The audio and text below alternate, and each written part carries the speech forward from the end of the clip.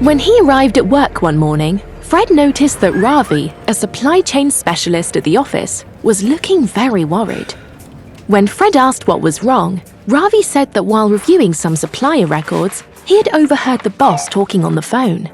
She had said, "Nobody will know the contract's going to my uncle."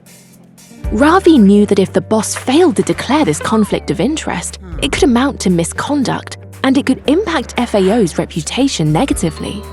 But he was worried that if he told anyone, he might get fired.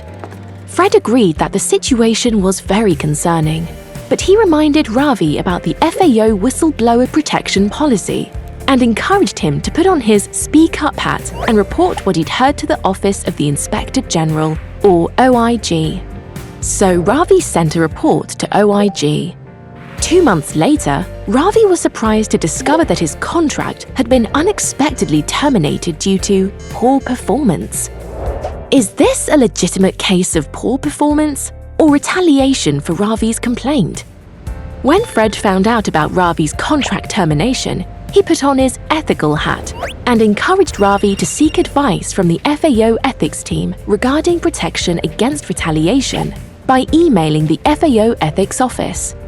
Shortly afterwards, Maya from the ethics office called Ravi and invited him to join her for a meeting, where they discussed what had happened. Maya assured Ravi that he had done the right thing by contacting the ethics office. She said they would review all the relevant information to determine if Ravi was a victim of retaliation. She also said that, with Ravi's consent, they would be able to implement interim protective measures while the matter was under review.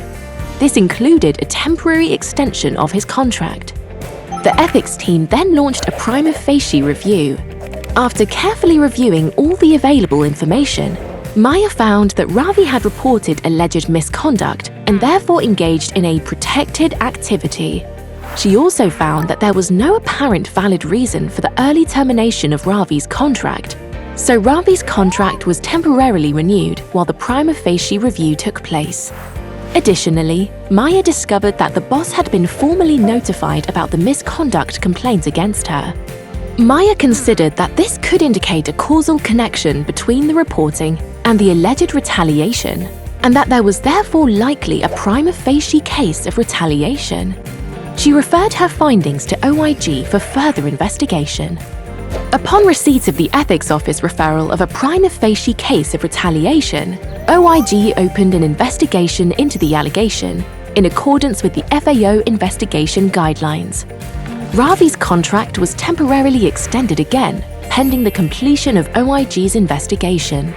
If OIG's investigation finds that the boss cannot provide a clear and convincing reason for terminating Ravi's contract independent of his complaints against her, it will conclude retaliation occurred in its report to the Director General, who may impose administrative sanctions, including potential disciplinary ones, and may reinstate Ravi's contract.